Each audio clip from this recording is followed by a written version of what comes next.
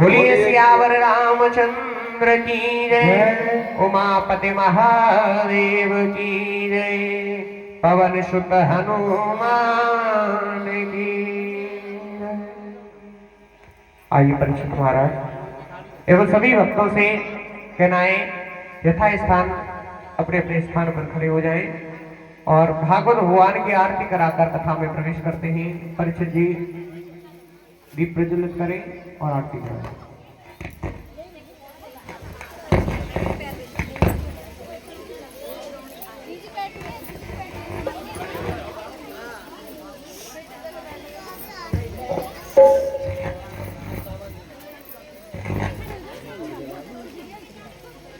श्री राम सुनोति कल्याणम आरोग्यम धन संपदा शत्रु बुद्धि विनाशाय दीप ज्योतिर नमोस्तुते दीप ज्योतिर नमोस्तुते।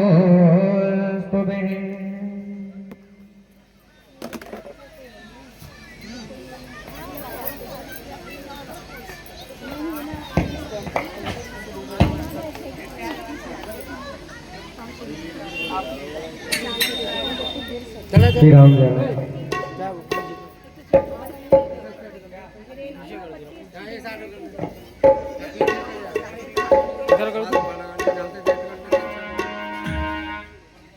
बोलिए गोविंद भगवान की।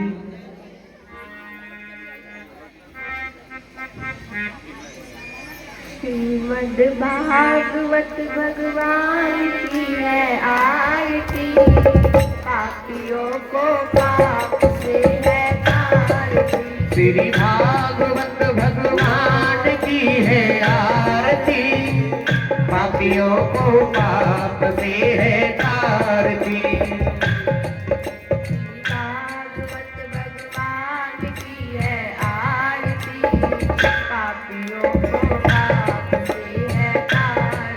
श्री भागवत भगवान की है आरती, पापियों को पाप से है तारती। अमर ग्रंथ ये पंचम वेद निराला, नव ज्योति जलाने वाला। ये अमर ग्रंथ यह मुक्ति पंथ यह पंचम वेद निराला, नव ज्योति जलाने वाला।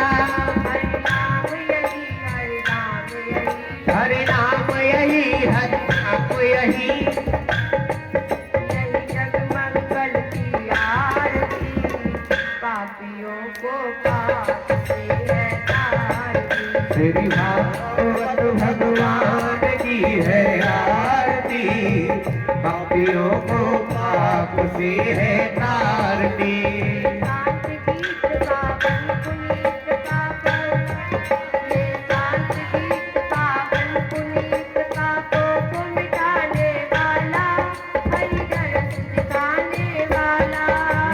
शांत गीत पावन पुनीत पापों को मिटाने वाला, हरि दरस कराने वाला।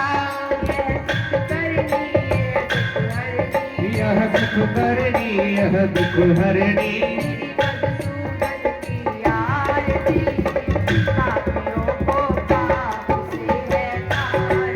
श्री भागवत भगवान की है आरती,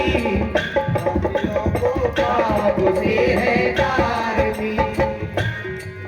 ये मधुर बोल जगवंत बोल सन्मार्ग दिखाने वाला, खाने वाला। ये मधुर बोल जगवंत खोल मार्ग बताने वाला, बिगड़ी को बनाने वाला। श्री राम यही घनश्याम यही, राम यही घनश्याम यही। प्रभु के मंगल की आरती, पापियों को पाप से है तारती। श्री भागवत भगवान की है आरती, पापियों को पाप से है तारती। भागवत भगवान की है आरती, पापियों को पाप से है तारती। भरपूर परिवारम करुणावतारम संसारसारम भजगीतहारम सदा वसंतम आनंदित भगवं भवानी त्वमेव माता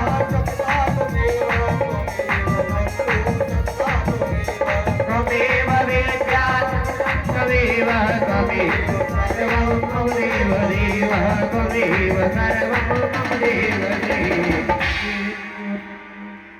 ठाकुर जी को आरती दर्शन कर श्री राम जय राम। ठाकुर जी को आरती दर्शन कराकर सभी भक्त यथा स्थान बैठ जाएंगे।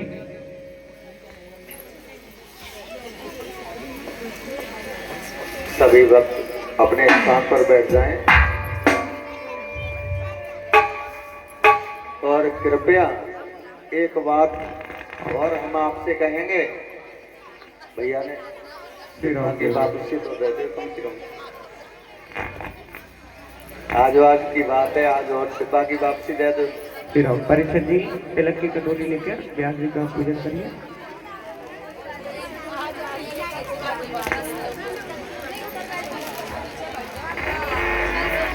और देखो भक्तों, आज की बात और है, रोलिंग कल हम चले जाएंगे, फिर अपने मन से जो भी करना है अपने अपने घर पे भैया काऊ की मानियो या अपने पति की मानियो मत मानियो, अपने सास की मानियो मत मानियो, लेकिन यहाँ कथा में व्यास जी की जरूर माने। क्यों?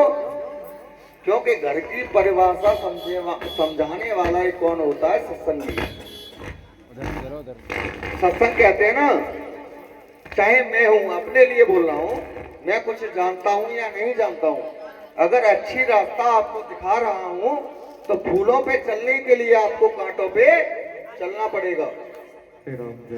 तो कांटों पे चलोगे तभी तो फूल अच्छे लगेंगे आपको, अगर फूलों पे चलते रहोगे फिर कांटे अच्छे नहीं लगेंगे। तो इसलिए मेरा कहना है कि आज का दिन है, बड़े प्रेम से सभी मेरे भक्त आज कथा सुनेंगे। मेरे कहने से कोई भी शोर नहीं मचाएगा, कोई आवाज नहीं होगी, और प्रेम से जो भी, अगर देखो हमारे यहाँ कथा में, वृंदावन कथा में कोई चुटकुला ना हो। चुटकुला कौन कहते हैं? जो यादवों की कथा होती है। यादवों की कथा में खूब ढोल ताशे बाजे जाते हैं।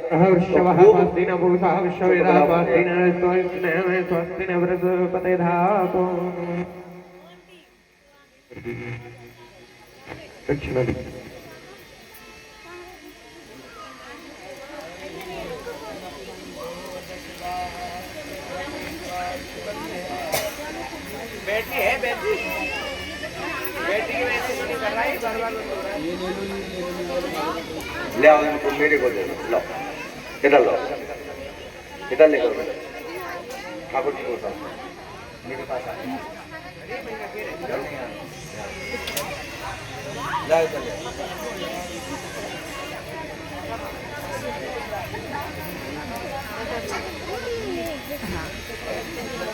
अभी ठाकुर जी तो चले जाएंगे फिर है बेटिया।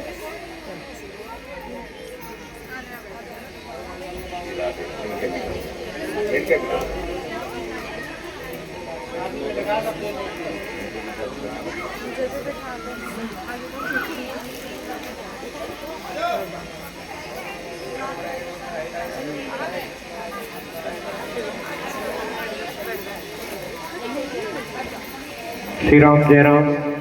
और ध्यान देंगे श्रीमान हरिओम त्यागी जी,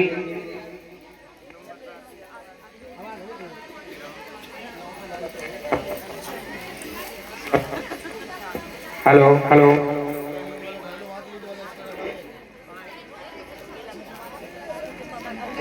श्री राम जय राम। श्रीमान हरिओम त्यागी जी नंबरदार जी, नगर संयोजक पर्यावरण संरक्षण राष्ट्रीय स्वयं सेवक संघ नोएडा, कृष्णा पब्लिक स्कूल संस्थापक। यदि मेरी आवाज भी सुन पा रहे हो तो वो व्यास मंच पर आकर हमारे व्यासी भगवान का माल्य अर्पण कर स्वागत करें।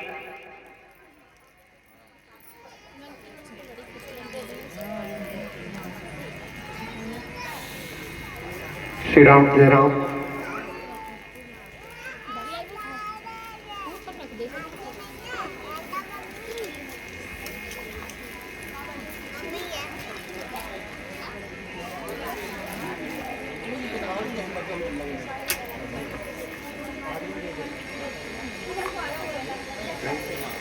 ओम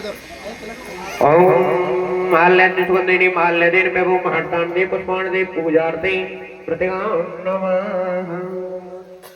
ये हमारे श्रीमान हरिओम त्यागी जी हैं, जो कि कृष्णा पब्लिक स्कूल के संस्थापक हैं। ये हमारे व्यास जी भगवान को और समस्त इंस्ट्रूमेंट कलाकारों का कुछ दक्षिणा देकर 101 मुद्रिकाएं व्यास जी महाराज को संबोधित कर रहे हैं। भगवान से गोविंद से यही प्रार्थना करूंगा कि इनके कमाई दिन दूनी रात चौगनी चलती रहे, ये इसी प्रकार धर्म क्षेत्र में कार्य कर रहे और अपनी नेक कमाई में से इसी प्रकार धर्म क्षेत्र में अपने धर्म को लुटाते रहे। एक बार प्रेम से बोलिए राधा रानी सरकार की।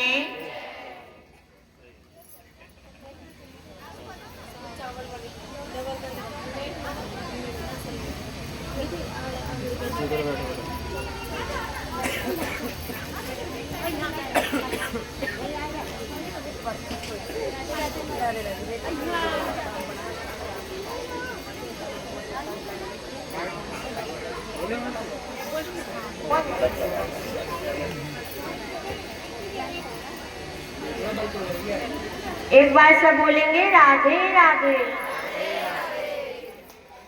बोलिए गणेश भगवान की, बोलिए सरस्वती मैया की, बोलिए लक्ष्मी मैया की, बोलिए सीताराम भगवान की, बोलिए बालाजी महाराज की, बोलिए कृष्ण कन्हैया लाल की, सांवरिया सेठ की, भक्तवत्सल भगवान की, श्रीमद् भागवत पुराण की, गौ माता की, सनातन धर्म की, अपने अपने माता पिता की, अपने अपने गुरुओं की।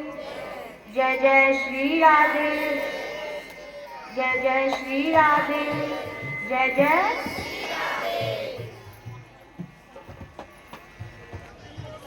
जितने भी श्रीमद् भागवत में वैष्णव लोग, ये व्यास जी महाराज की आवाज थोड़ी फुल रखी है।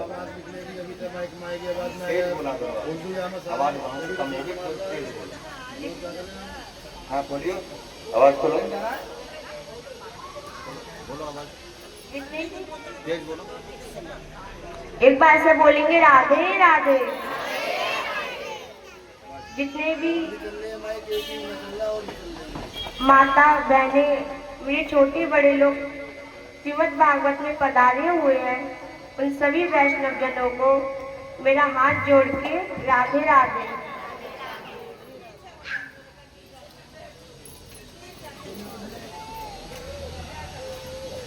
आइए कथा में प्रवेश करने से पहले आप सबसे पूछा जाएगा, जो लोग कल आए हुए थे, कि कल कौन कौन सी कथाएं हुई थी। जिन लोगों को पता है हाँ या ना में उत्तर दीजिए, बताइए। हाँ, कल कन्हैया जी की बाल लीलाएं हुई थी, गोवर्धन पूजा हुई थी और कंसवध हुआ था। और बाकी कथा में प्रवेश करने से पहले एक बार हम राधा रानी श्री कृष्ण को याद करते हैं।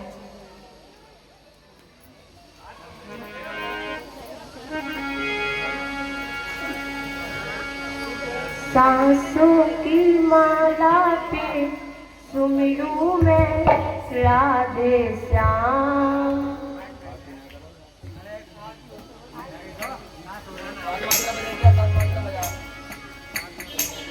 सांसों की माला पे सुमिरू मैं राधे श्याम, सुमिरू मैं राधे श्याम। सांसों की माला पे सुमिरू मैं राधे श्याम। सांसों की माला पे, सांसों की माला पे सुमिरू मैं राधे श्याम। सांसों की माला में फेरू में मेरे अब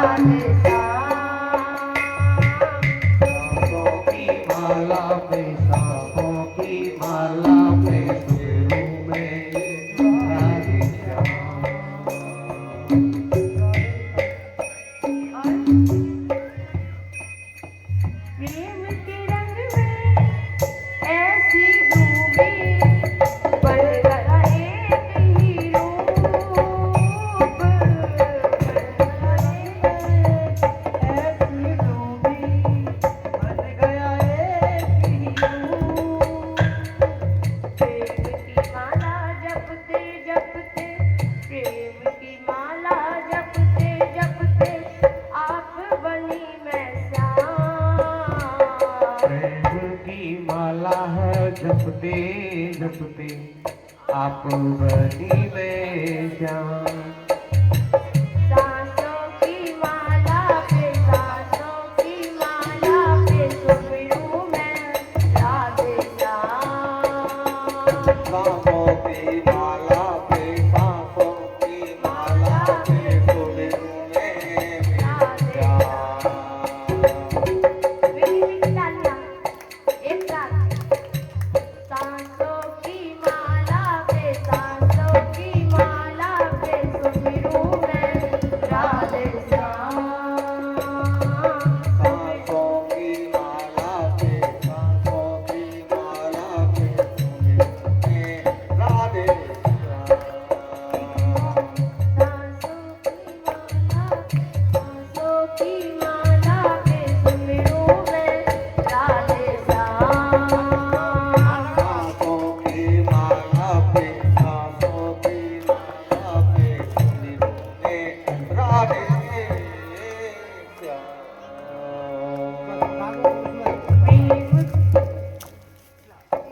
प्रेम प्याला जब से पिया है प्रेमो पियाला जब से पिया है जीता है ये हाल। जीता है ये हाल। प्रेम प्याला जब से पिया है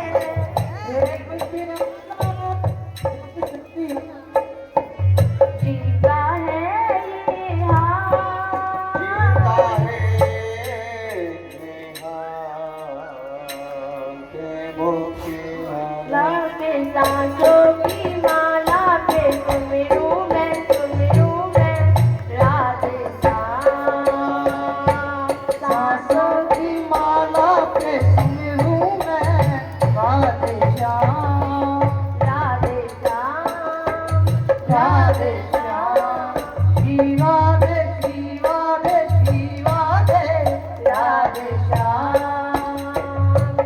श्री राधे श्री राधे श्री राधे राधे श्याम। सांसों की माला पे सांसों की माला पे सुमिरूं मैं राधे श्याम। सुमिरूं मैं राधे श्याम। बोलिए एक बार कृष्ण कन्हैया लाल की जय जय जय जय जय जय।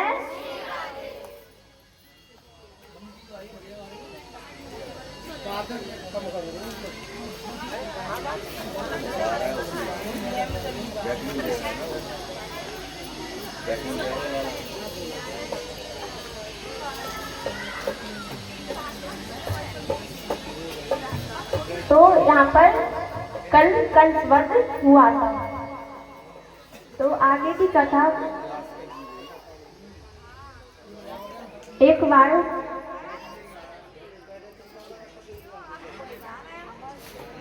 हमारे ठाकुर जी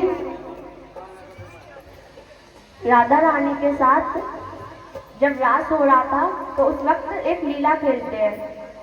तो हमारी राधा रानी मोतियों का हार पहनी हुई है। तो हमारे ठाकुर जी उस दिन सब भक्त जब जैसे आपने कल रास किया था उसी प्रकार भगवान रास करके आते हैं और राधा रानी से कहते हैं कि तुम्हारी मोतियों की माला बड़ी प्यारी लग रही है। तो ठाकुर जी उसकी तारीफ कर रहे होते हैं। तो राधा रानी मजाक में कह देती हैं कि ये जो मोतियों की माला है ना ये बड़ी महंगी है, कि अगर तो संपूर्ण अपने नंद बाबा को भी बेच दोगे, माता अपनी यशोदा मैया को भी बेच लोगे, तब भी तुम इसकी कीमत नहीं लगा पाओगे। तो ये बात हमारे ठाकुर जी को अच्छी नहीं लगी, क्योंकि कहते हैं मजाक वही अच्छा जिसमें दोनों हंस रहे हो। ऐसा मजाक हमें रोक देना चाहिए जिसमें एक को तकलीफ हो रही हो और दूसरे को खुशी मिल रही हो।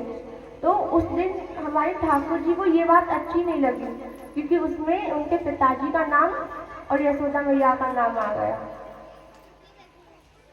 तो अब तो ठाकुर जी यहाँ से चले गए। तो उन्होंने देखा, राधा रानी गुस्सा हो गई, क्योंकि कहते हैं ना कि प्रेम की भाषा होती है कि कितनी भी लड़ाई हो जाए, लेकिन राधा रानी ने हमारे ठाकुर जी से बड़ा प्रेम करती थी, तो उन्हें ये बात अच्छी नहीं लगी। तो हमारी राधा रानी घर गई और कुछ दिन तक ठाकुर जी रात में नहीं आए। अब तो हमारी राधा रानी को अच्छा नहीं लगा और उनकी आंखों में आंसू आ गए। वो इतने गुस्से में थे कि उन्होंने खाना पानी भोजन यहाँ तक कि सब कुछ छोड़ दिया था। अब विश्वानु जी को बड़ी चिंता हो रही थी कि लाली ने सब कुछ खाना छोड़ दिया। तो उन्होंने एक शर्त रखी कि जो भी राधा रानी को हंसा देगा उसको हम इनाम देंगे। तो अब कहते हैं ना कि बात आग की तरह फैलती है। तो ये खबर पूरे वृंदावन तक गई। अब ये खबर गई तो वहाँ पे देखते हैं ठाकुर जी को ये बात पता चलती है। ठाकुर जी को ये बात अच्छी नहीं लगती, तो वो देखते हैं, उन्हें पता चलता है कि राधा रानी ने कुछ नहीं खाया है। तो वो कहते हैं मुझे जाना चाहिए। पर ठाकुर जी के मन में एक बात आती है कि अगर मैं गया तो उन्हें परेशानी होगी और सब कहेंगे कि देखो जरा सा राधा रानी गुस्सा क्या हो गई, ये गया यहाँ पे, ये गया नंदका राय छोड़ा। क्योंकि ठाकुर जी ने सोचा, क्योंकि बलराम जी उनकी मजाक बनाते थे।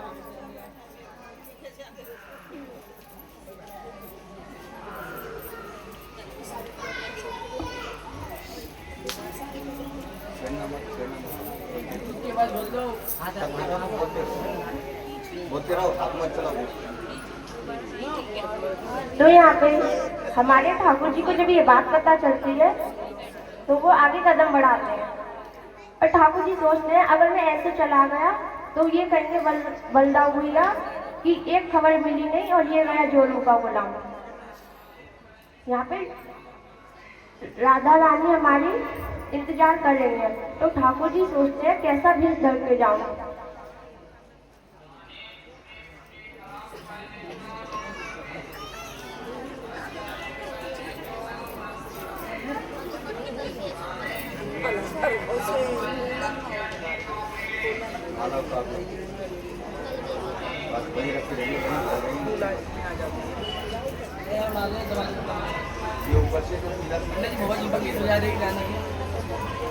तो यहाँ पर हमारे ठाकुर जी मनहारिणी का वेश बनाते हैं, उन्हें अपनी मैया के कुछ कपड़े मिल जाते हैं। तो हमारे ठाकुर जी लहंगा चुन्नी पहनते हैं, अपना मुंह ढक के बरसाने में जाते हैं राधा रानी को मनाने के लिए। आइए, बड़ा प्यारा भजन है। मनहारी का भेष बनाया, श्याम चूड़ी बेचने आया।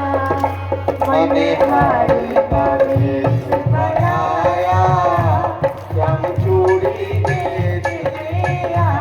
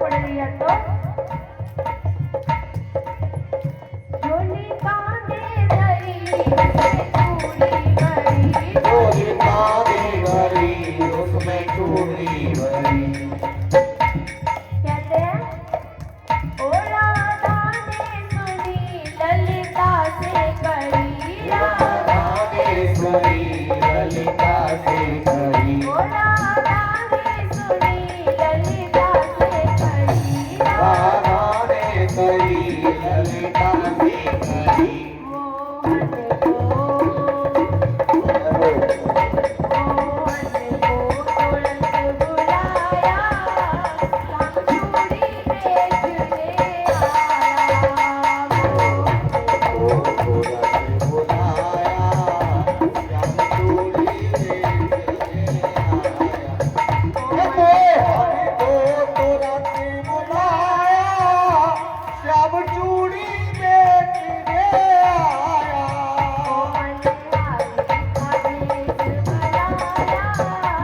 श्याम चूड़ी बेचने आया। ओ मनिहारी का वेश बनाया, श्याम चूड़ी बेचने आया। यहाँ पर ठाकुर जी मनिहारिणी का वेश बनाकर राधा रानी के पास आते हैं। तो राधा रानी कहती है, ओ चूड़ी लाल नहीं पहनू, चूड़ी हरी नहीं पहनू, चूड़ी लाल नहीं पहनू चूड़ी हरी नहीं पहनू। चूड़ी लाल नहीं पहनू, चूड़ी हरी नहीं पहनू, चूड़ी लाल नहीं पहनू चूड़ी हरी नहीं पहनू। मुझे शाम रंग है भाया, श्याम चूड़ी बेचने आया। ओए श्याम रंग मन भाया, श्याम चूड़ी बेचने आया। ओ मनिहारी का वेश बनाया, श्याम चूड़ी बेचने आया। मनिहारी का वेश बनाया, श्याम चूड़ी बेचने आया।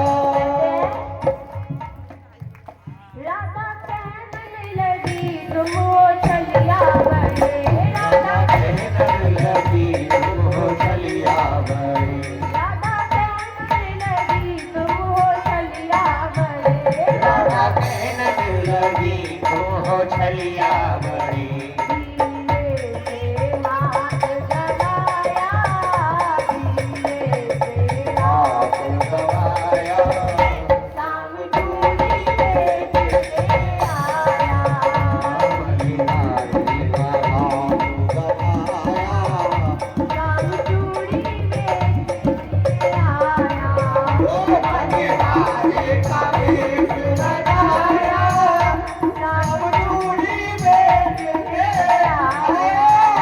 मनिहारी का वेश बनाया, श्याम चूड़ी बेचने आया। मनिहारी का वेश बनाया, श्याम चूड़ी बेचने आया। मनिहारी का वेश बनाया, श्याम चूड़ी बेचने आया। एक बार सब बोलेंगे कृष्ण कन्हैया लाल की, राधा रानी सरकार की। अब ये जो चावल लेके आई हैं हमारी माता बहने, वो अपने पास ही रखें। जब सुदामा चरित्र आएगा तब हम खुद है स्वतः ही बता देंगे।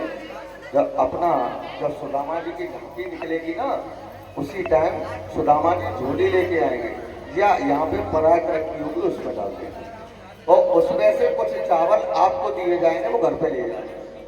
या श्री राधे राधे। तो यहाँ पर ठाकुर जी ये एक लीला करते हैं। तो अब हम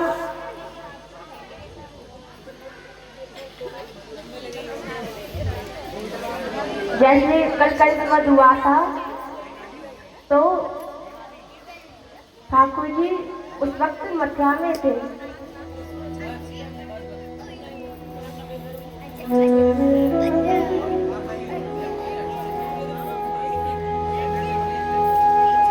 तो हमारे ठाकुर जी मथुरा में थे, तो उस वक्त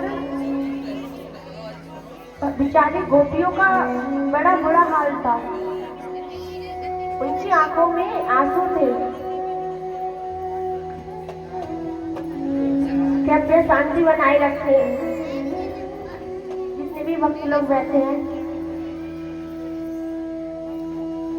तो यहाँ पर हमारी गोपियों का ठाकुर जी की याद में बड़ा बुरा हाल है।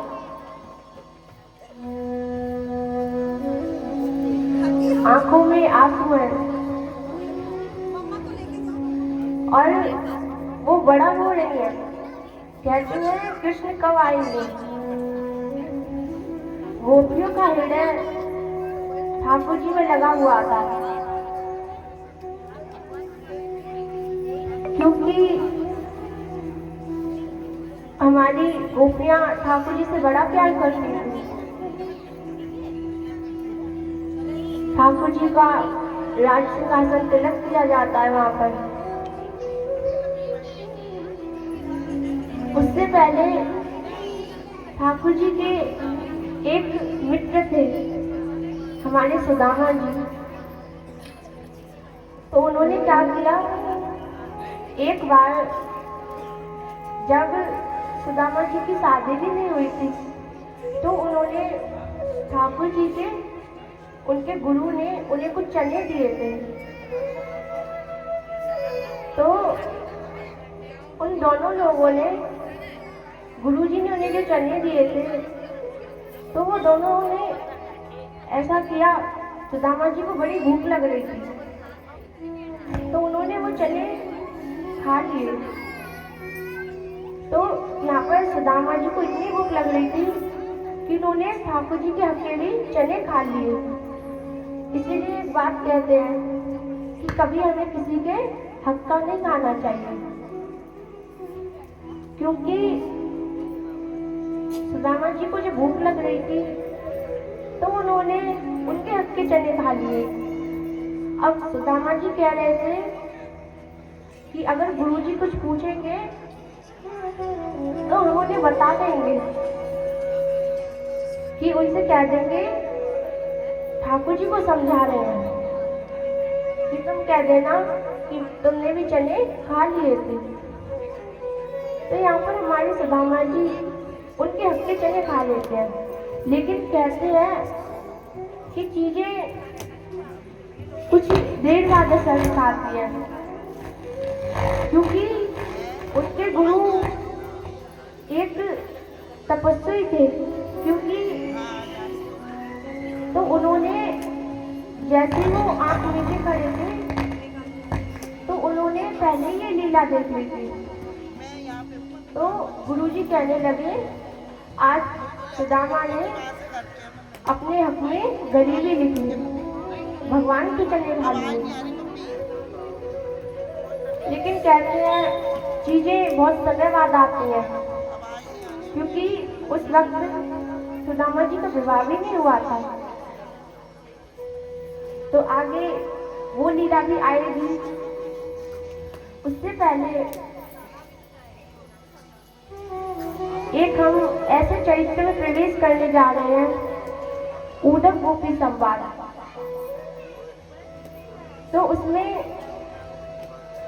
आप सब थोड़ी शांति बनाए रखें, क्योंकि उस चरित्र को पढ़ने के लिए एकाग्रता चाहिए।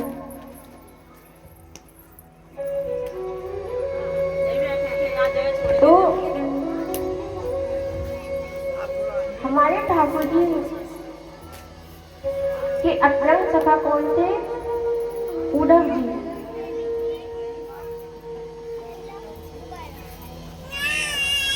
तो वो अतरंग सखा थे, लेकिन उद्धव जी, अतरंग यानी होता है, अतरंग यानी क्या होता है, जरा उत्तर दीजिए। Best friend.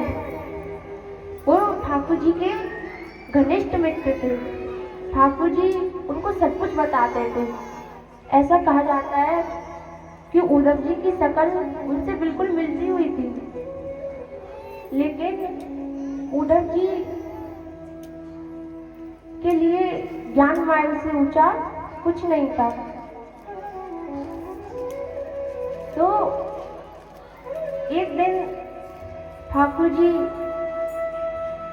गोकुल में है, मथुरा में। तो कभी कभार ऐसा होता है कि जो बच्चे हॉस्टल पढ़ते हैं, जो घर से बाहर होते हैं, तो उन्हें अपने घर की याद आती है। तो उसी प्रकार ठाकुर जी को भी अपने घर की याद आ रही थी, बहुत ज़्यादा। कभी कभार होता है कि इतनी याद आती है हमें, तो ठाकुर जी एक कमरे में है बगल के, और उद्धव जी का कमरा बगल में है। तो वहाँ पर एक बड़ी सी खिड़की है, उसमें वृंदावन की नदी दिखाई देती है, यमुना जी दिखाई देते हैं। तो यहाँ पर हमारे ठाकुर जी को नंद भवन की बड़ी याद आ रही है। तो एक बार को ठाकुर जी हो जाते हैं रात में, तो वहाँ पे उनके कुछ सखा जा रहे होते हैं। वो देखते हैं कि ठाकुर जी को उस दिन ब्रज की इतनी याद आ रही है कि ठाकुर जी बड़ी जोर जोर से रो रहे हैं। और उस वक्त हमारे ठाकुर जी की इतनी याद में खो जाते हैं कि वहां से कुछ ग्वालवाल गैया चराते हुए आ रहे होते हैं। तो हमारे ठाकुर जी एक बार को इतना भूल जाते हैं, वो सोचते भी है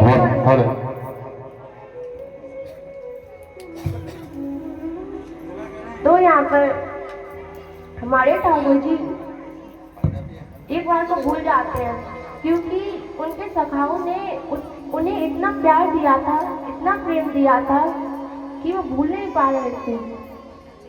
तो वो चिल्लाने लगते हैं जोर से, कहने लगते हैं, अरे मधुमंगल, अरे श्री दामा रुक जाओ, मैं भी आ रहा हूँ तुम्हारे साथ। क्योंकि उस वक्त शाम का समय है। तो ठाकुर जी कहते हैं, अरे रुक जाओ, बड़ा समय हो रहा है, भैया मारे नहीं मुझे, जल्दी ले चलो मुझे यहाँ से। ठाकुर जी एकदम होश में आते हैं,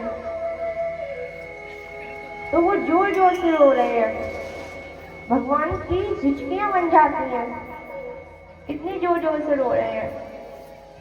तो ये आवाज बगल में जो उद्धव जी रहते थे, तो ये आवाज उद्धव जी के कमरे तक पहुंच रही है।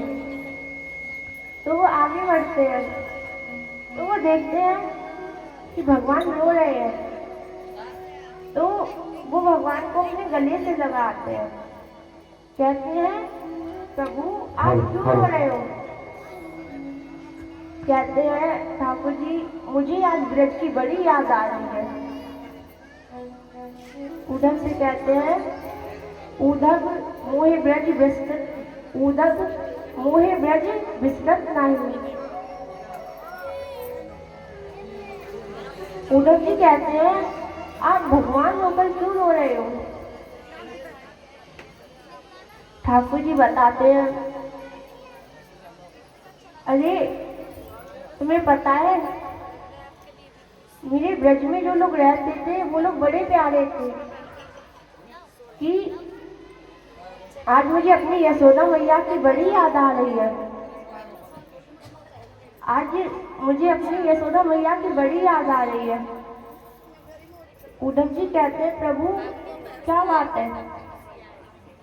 तो ठाकुर जी कहते हैं, अरे उद्धव, यशोदा मैया जैसी मैया मुझे युगों युगों तक नहीं मिलेगी। मैं जब तक ब्रज में रहा, मेरी मैया ने जाने कितने उड़ाने क्यों नहीं सुने, कभी उन्हें शांति नहीं दी, कितनी शिकायतें आई, लेकिन मेरी मैया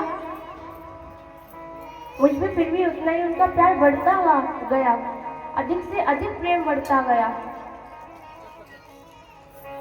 मेरी मैया यशोदा मैया जैसी मैया मुझे युगों युगों तक नहीं मिली। एक बार उद्धव, मैं घर जरा लेट से पहुंचा गैया चरा के, तो यशोदा मैया कहने लगी, अरे कान्हा, तू समय से घर में आ जाए कर, क्योंकि जब तू मेरे पास नहीं होता तो मेरा कलेजा अपनी जगह छोड़ देता है, क्योंकि बताया जाता है कि ये संपूर्ण श्रीमद् भागवत का हृदय है। तो यहाँ पर हमारी यशोदा मैया के आंखों में ठाकुर जी बता रहे हैं उद्धव जी को कि मेरी मैया कैसे रहती होंगी, उन्हें मेरी बड़ी याद आती होगी। अरे उद्धव, नंद बाबा जैसे बाबा मुझे युगों युगों तक नहीं मिले। जब मैं छोटा था तो मैं अपने बाबा के लिए जूतियां ले जाता था। मेरे बाबा जानते थे कि उद्धव आएगा, कि कन्हैया आएगा और अपने सिर पर जूती रख के आएगा। वो कहेंगे, अरे बाबा तुमने जूतियां नहीं पहनी, मैया मारेंगी। तो यहाँ पर ठाकुर जी बोल रहे हैं, अरे नंद बाबा जैसे बाबा मुझे युगों युगों तक नहीं मिले।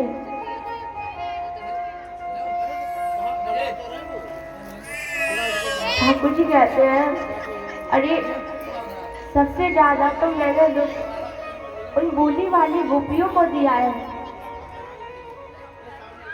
जो मुझसे हमेशा इतना प्यार करती थी।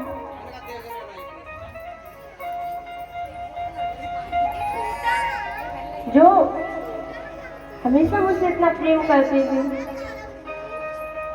मैंने उनको भी बड़ा कष्ट पहुंचाया है। पता है एक बार उधर क्या हुआ कि गोपियां माखन लेके जा रही थी। मैं उनका माखन चुरा लाता था और एक बार मुझे यशोदा मैया ने समझाया कि अरे कन्हैया, तुम गोपियों का माखन क्यों चुराता है? वो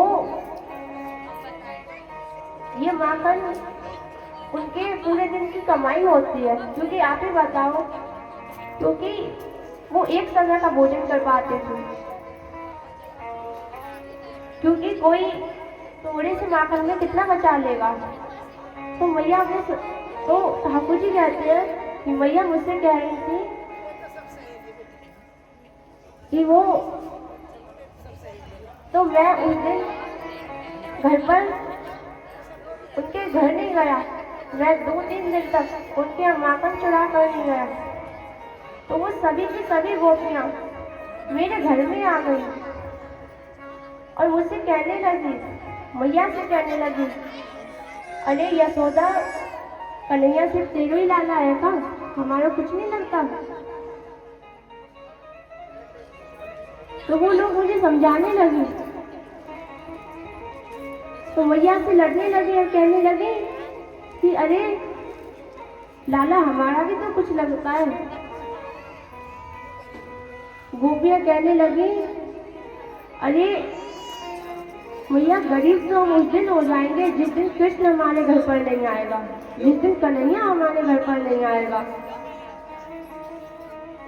क्योंकि गोपियां ठाकुर जी से बड़ा प्रेम करती थी।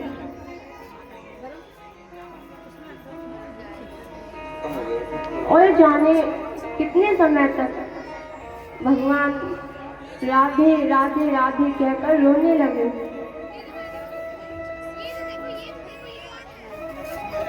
भगवान बहुत देर तक रोते रहे, लेकिन भगवान इतनी जोर से रो रहे हैं, लेकिन उद्धव जी पर इन बातों का जरा भी प्रभाव नहीं पड़ा। उद्धव जी कहने लगे कि अरे आप तो परम पिता परमेश्वर हो, आप उन अनपढ़ गवार ब्रजवासियों के लिए क्यों रो रहे हो?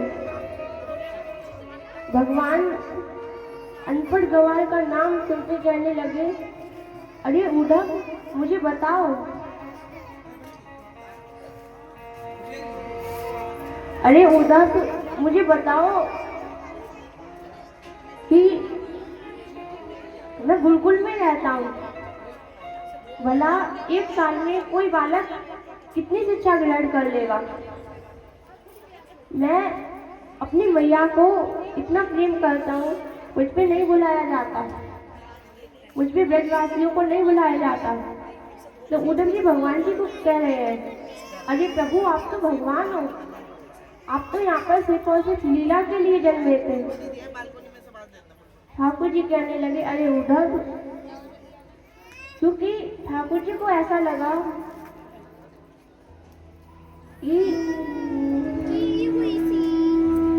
कि इससे अच्छा मौका कहीं नहीं मिलेगा।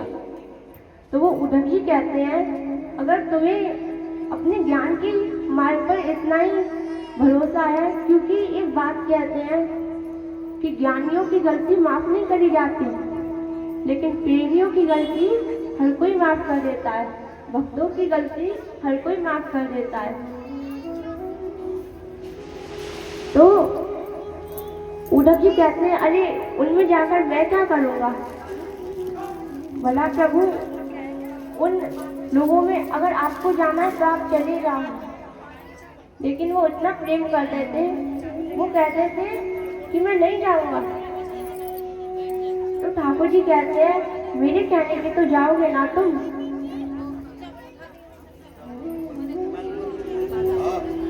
तो उद्धव जी ब्रज में जाने की सोचते हैं। तो जब उद्धव जी जाते हैं तो वो कहते हैं, ठाकुर जी कहते हैं कि तुम ऐसा करो कि मेरा मोर पंख अपनी पीताम्बरी देते हैं, अपना श्रृंगार देते हैं। तो उद्धव जी कहते हैं, मुझे इस चीज की क्या जरूरत। ठाकुर जी कहने लगे कि तुम जा तो रहे हो, अगर मैं तुम्हें ये ना दूं तो तुम्हें कोई मुड़कर भी नहीं देखेगा। अब उद्धव जी ब्रज में प्रवेश करते हैं तो वो देखते हैं कि वहां पे कुछ गोपियां खड़ी हैं।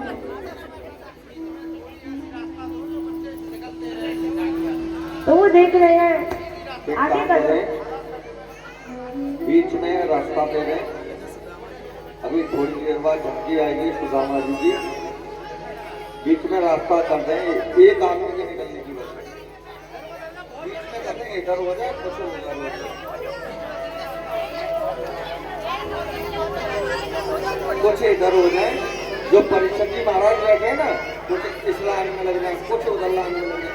तो यहाँ पर आप उधर इसी लाइन में हो जाए। अब पीछे पीछे डालो, एक दूसरे को सहारा दे दो, आप सब थोड़ी सी जगह बना लो, क्योंकि कुछ समय बाद यहाँ पर सुदामा जी की झांकी आएगी, और आराम से बैठ जाओ, क्योंकि कथा में भी दिक्कत हो रही है। क्योंकि जैसा मैंने आपको बताया, ये पूरा श्रीमद् भागवत का हृदय है, और अगर आप इसको भाव से नहीं सुनोगे तो मेरा बोलना बेकार है। देखो, व्यास जी महाराज को डिस्टर्ब होता है, और जहाँ अगर समाधि टूट गई तो आप लोगों का सुनना व्यर्थ है।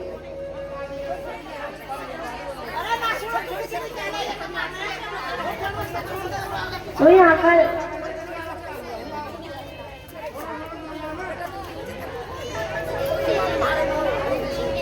यहाँ पर हमारे ठाकुर जी गोपियों से मिलते हैं, तो गोपियाँ उन्हें समझाती हैं। हमारे उद्धव जी जाते हैं तो गोपियाँ उनसे कहती है, तो उद्धव जी कहते हैं, अरे गोपी, नंद भवन कहाँ पर है। तो गोपियाँ कहती है कि ये जो नदी जा रही है ना, आप इसके पीछे पीछे चले जाना, आपको नंद भवन मिल जाएगा।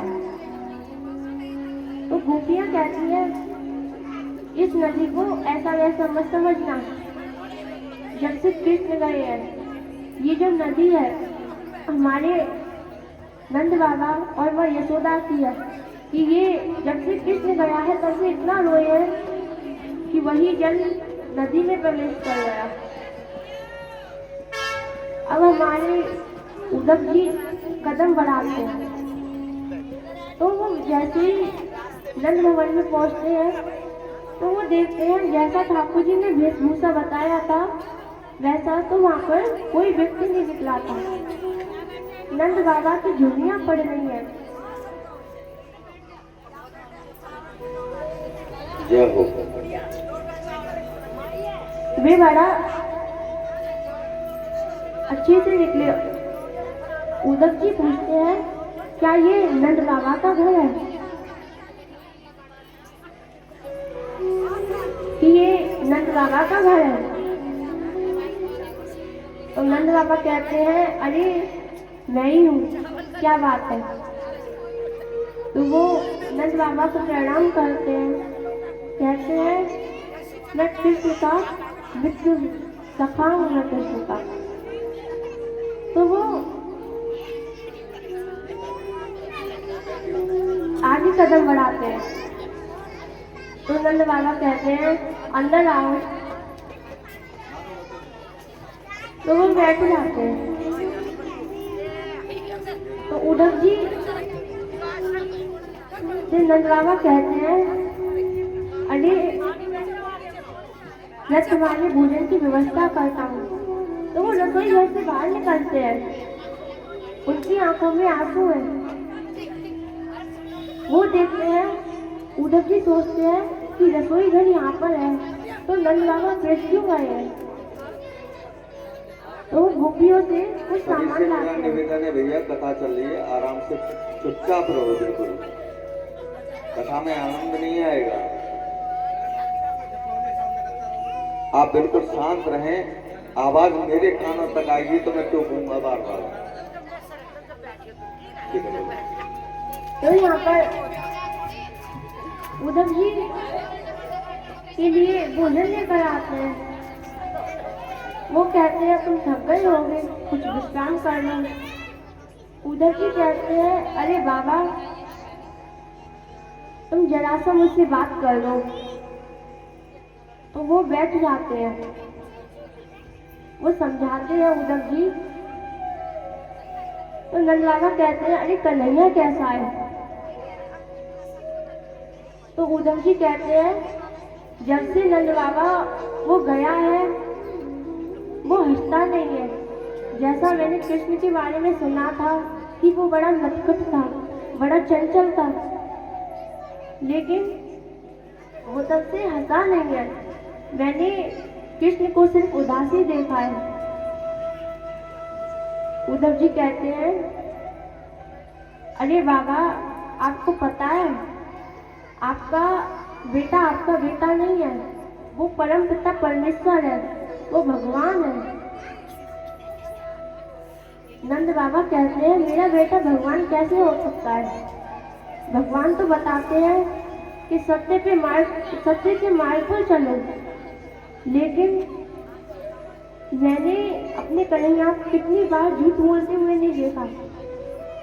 माखन के लिए बोलता था कि मैया मुझे गैया चराने जाना है, वो हर बात पर झूठ बोलता था। मैंने सुना कि भगवान बताते हैं कि धर्म के मार्ग पर चलो। ऐसा ही तो बताया जाता है कि सत्य के मार्ग पर चलो, लेकिन हमारे कन्हैया जी तो सारी लीलाएं खेलते थे। नंद बाबा कहते हैं वो भगवान कैसे हो सकता है। और अगर मैं मान भी लूं कि वो भगवान है तो क्या मुझे भगवान छोड़कर चले गए। क्योंकि बताते हैं कि बेटे तो सबका साथ छोड़ देते हैं, लेकिन अगर तुम कह रहे हो कि वो भगवान है तो मेरा घर भगवान छोड़कर चले गए।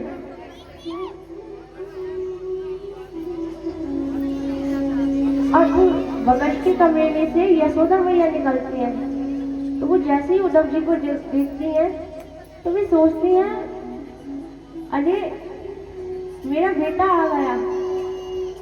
वो दौड़कर भागती हैं, कृष्ण तुम आ गए। उद्धव जी कहते हैं कि मैं कन्हैया नहीं हूँ, मैं कृष्ण का सखा हूँ। यशोदा मैया कहती है उसे मेरी याद नहीं आई। मैंने कृष्ण को याद किया फिर भी वो नहीं आए। अरे मेरा लाला अभी तक घर नहीं आया।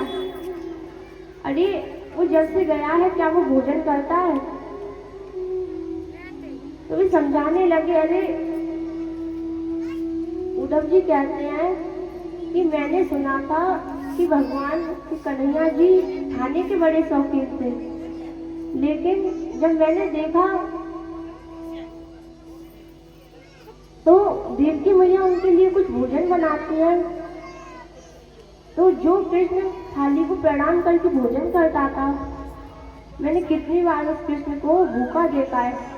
मैंने सुना था कि मैया तुम कन्हैया को दिन में 7-7 बार भोजन करवाती थी, लेकिन वहां पे तो वो कृष्ण भोजन की थाली को हाथ भी नहीं लगाता। एक बार देवकी मैया ने गौरस से भरी मिठाई बनाई, तो जो कृष्ण थाली को प्रणाम करके जाता था, वो कृष्ण उस दिन वहीं से उठ के चला गया।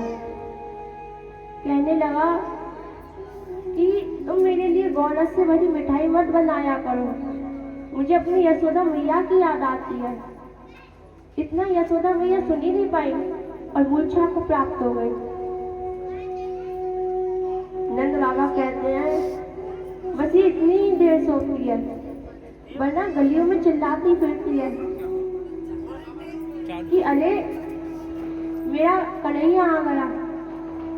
गोपियों से पूछती है कि अरे मेरा लाला तुमने छुपा रखा है क्या? गोवर्धन पर्वत के पास जाती है। अरे वो तो तुम्हारी पूजा करता था, वो तुम्हारे पास होगा। उद्धव जी इतना सुन ही नहीं पाते हैं, वो आगे कदम बढ़ाते हैं। तो उन्हें कुछ गोपियां मिलती हैं, तो गोपियां सब जमुना के तट पर बैठी हैं।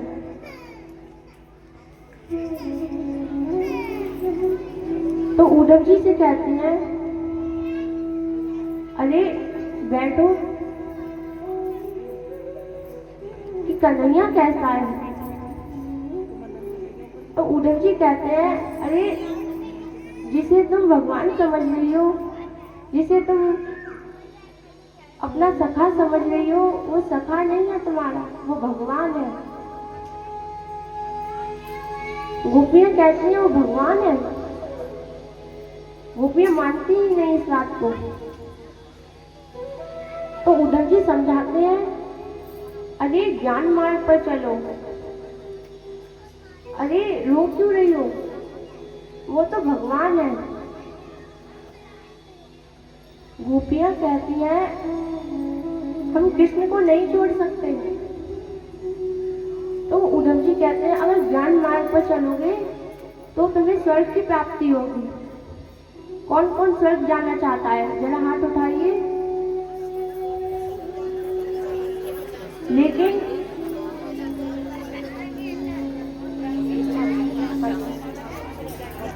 तो उस वक्त गोपियां कहती है अगर हम ज्ञान के मार्ग पर चलेंगे तो हमें स्वर्ग मिलेगा।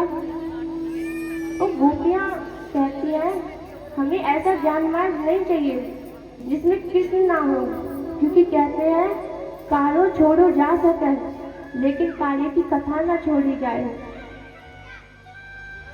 गोपियां कहती हैं कि ठोकर मारते हैं वैसे स्वर्ग को जो हमें कृष्ण से दूर करे, जो हमें कन्हैया से दूर करे। गोपियों के ऐसे भाव हैं। गोपियां उद्धव जी से कहती हैं ये तो प्रेम की बात है उधो, बंदगी तेरे बस की नहीं है।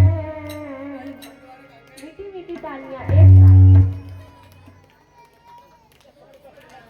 ये तो प्रेम की बात है उधो, बंदगी तेरे बस की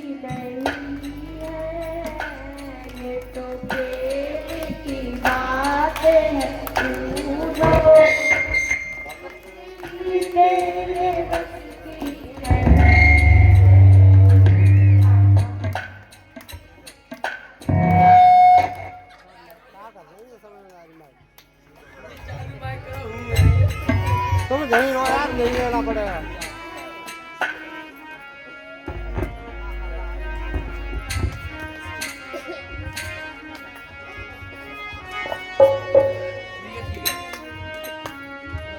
ये तो प्रेम की बात है ऊधो, ये तो प्रेम की बात है ऊधो, बंदगी तेरे बस की नहीं है। ये तो प्रेम की बात है ऊधो, बंदगी तेरे बस की नहीं है। यहाँ दर्द के होते हैं सौदे, यहाँ दर्द के होते हैं सौदे, आशिकी इतनी सस्ती नहीं है। ये तो प्रेम की बात है ऊधो। मीठी मीठी तालियां, एक साथ। ये तो प्रेम की बात है ऊधो,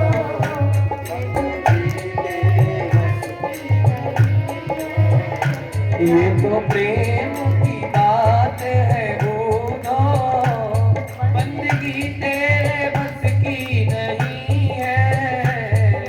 दर्द के होते हैं सौदे, यहाँ दर्द के होते हैं सौदे, आशिकी इतनी सस्ती नहीं है। ये तो प्रेम की बात है ऊधो, बंदगी तेरे बस की नहीं है। दर्द के होते हैं सौदे, आशिकी इतनी सस्ती नहीं है। यहाँ दर्द के होते हैं सौदे, आशिकी इतनी सस्ती नहीं है। गोपियाँ कहती हैं, प्रेम वालों ने सब वक्त पूछा, उनकी पूजा में सुन ले ऊधो। प्रेम वालों ने क्या वक्त पूछा, उनकी सेवा में सुन ले ऊधो। यहाँ दम दम पर होती है पूजा, यहाँ दम दम पर होती है पूजा, सर झुकाने की फुर्सत नहीं है। ये तो प्रेम की बात है ऊधो, बंदगी तेरे बस की नहीं है। यहाँ दर्द के होते हैं सौदे, आशिकी इतनी सस्ती नहीं है। ये तो प्रेम की बात है ऊधो। तालियां बजाते हुए कहते हैं, गोपियाँ कहती हैं, जिसकी नजरों में है चांद तारे, वो तो रहते हैं जग से न्यारे। जिनकी नजरों में है श्याम प्यारे, वो तो रहते हैं जग से वो न्यारे। जिसकी नजरों में है चांद तारे, वो तो रहते हैं जग से निराले। वो जिनकी नजरों में है श्याम प्यारे, वो तो रहते हैं जग से ही न्यारे। नजरों में मोहन समाए, ओ जिनकी नजरों में मोहन समाए, वो नजर फिर तरसती है। प्रेम की बात है ऊधो, बंदगी तेरे बस की नहीं है। यहाँ दर्द के होते हैं सौदे, आशिकी इतनी सस्ती नहीं है। यहाँ दर्द के होते हैं सौदे, आशिकी इतनी सस्ती नहीं है।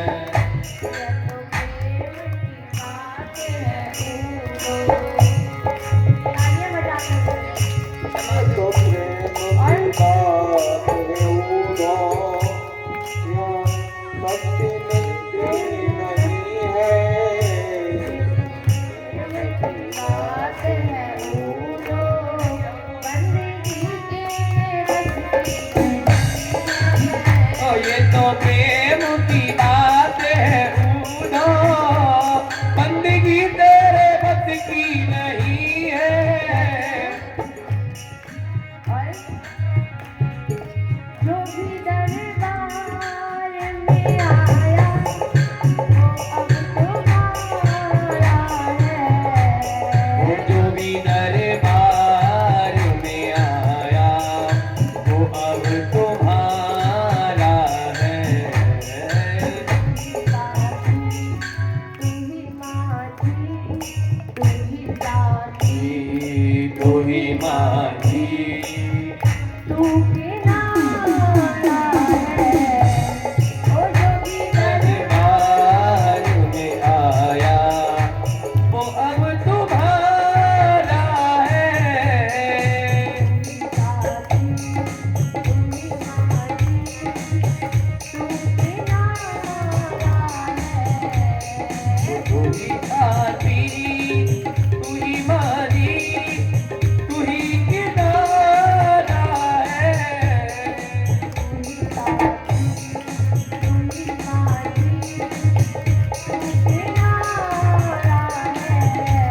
ये जो भी दरबार में आया वो अब तुम्हारा है। जो भी दरबार में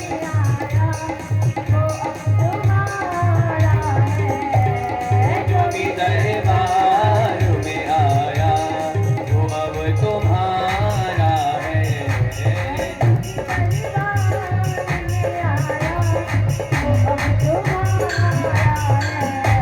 ये जो भी दरबार में आया वो अब तुम्हारा है।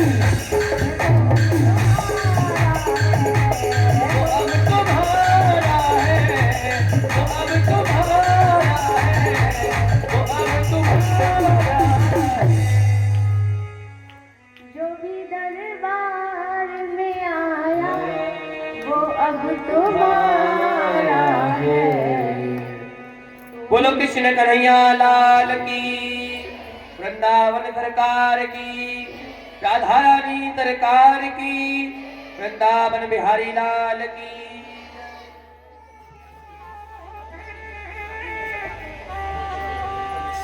एक बार सब बोलेंगे जय जय जय जय जय जय श्री राधे।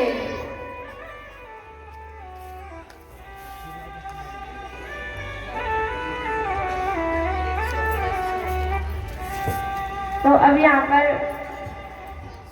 ऐसे गोपियाँ उद्धव जी को समझाते हैं। अब आगे राधा जी से मिलते हैं उद्धव जी, तो वो ऐसे भाव देखकर उद्धव जी उनके पास जाते हैं, कन्हैया जी के पास, और कहते हैं दयालु दयानिधि सब मठगदन नाम है तुम्हारे। अरे तुम्हें देखना ब्रजवासी कितने दिल से चाहते हैं, आपको तो प्रभु भाव होना चाहिए, आप यहाँ क्या कर रहे हो। तो भगवान कहते हैं अरे मैं अपने ब्रजवासियों से बड़ा प्रेम करता हूँ। भगवान कहते हैं उद्धव जी जैसा मैं चाह रहा था वैसे ही हुआ, क्योंकि इस लहजे में सिर्फ मुझसे ब्रजवासी ही बात कर सकते हैं, मुझसे सिर्फ मेरे भक्ति बात कर सकते हैं, मुझसे मेरे प्रेमी ही बात कर सकते हैं। तो उद्धव जी कहते हैं फिर आप वहां क्यों नहीं जाते। तो वे कहते हैं अरे कंस के ससुर कौन थे, जरासंध। अगर जरासंध को ये पता चल गया कि ब्रज में मेरी प्रीति है तो वे बार बार वहां पे आक्रमण करेंगे और मैं ऐसा देख नहीं पाऊंगा।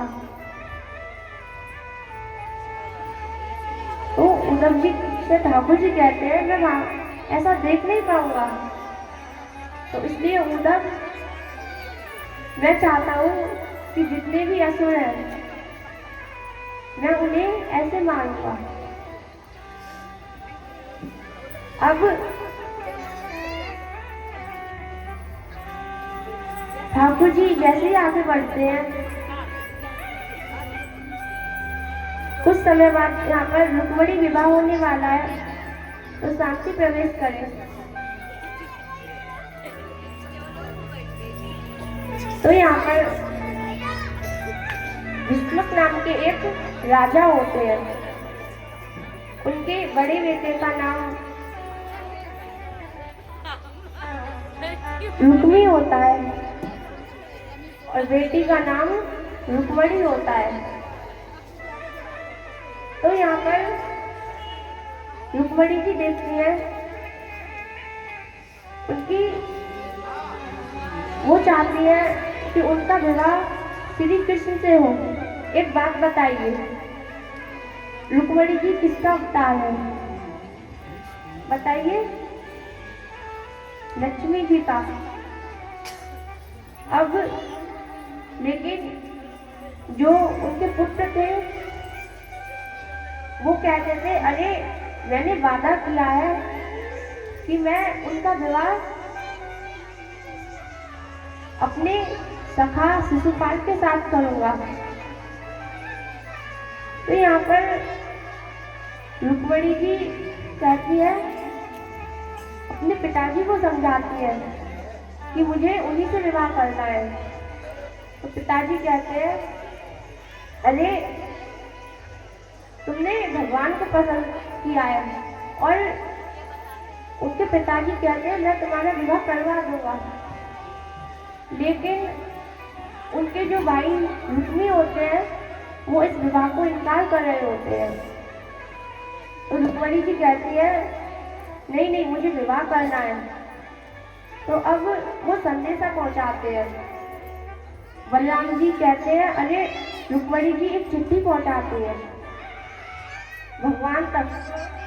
तो भगवान कहते हैं कि बड़ों की आज्ञा लेनी चाहिए।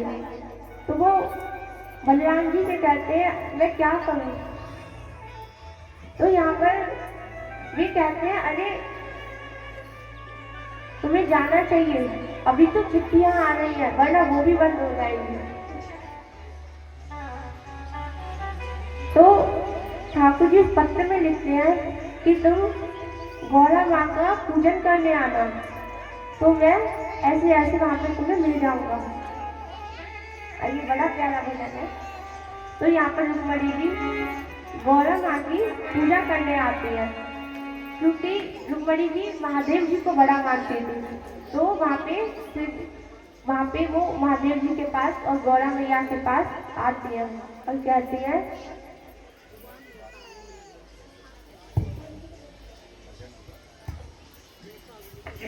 इसके बाद रुक्मणी जी का विवाह होगा। लेकिन यहाँ पर अभी रुक्मणी जी तुलसी माँ की पूजा करने आई है, तो वो विनती कर रही है। हेलो, डीजे का कॉलम का बोल दो। Hello hello hello. Rukmani ji Tulsi ji का पूजन करते हुए कहते हैं, श्याम नाम की मेहंदी रचा कर घूंघट में शर्माऊंगी, बन के दुल्हनिया श्याम पिया की ब्रज नगरी अब जाऊंगी, ब्रज नगरी अब जाऊंगी। श्याम नाम की मेहंदी रचा कर घूंघट में शर्माऊंगी, श्याम नाम की मेहंदी रचा कर घूंघट में शर्माऊंगी, दुल्हनिया श्याम पिया की ब्रज नगरी अब जाऊंगी, के दुल्हनिया श्याम प्रभु की वृंदावन को जाऊंगी, ब्रज नगरी अब जाऊंगी, ब्रज नगरी अब जाऊंगी, ब्रज नगरी अब जाऊंगी। तालियां बजाते हुए रुक्मणी जी तुलसी जी का पूजन करते हुए कह रही है, राम नाम की राम बढ़िया, राम चुनरिया ओढ़ी रे, चुनरिया ओढ़ी है, हाँ श्याम चुनरिया ओढ़ी है। राम नाम की मान भरिया राम चुनरिया ओढ़ी रे। श्याम चुनरिया ओढ़ी रे, श्याम चुनरिया ओढ़ी रे। रुक्मणी जी कहती हैं, श्याम प्रीत रंग राखी ऐसी दुनिया से मुख मोड़ी रे। दुनिया से मुख मोड़ी है, हाँ दुनिया से मुख मोड़ी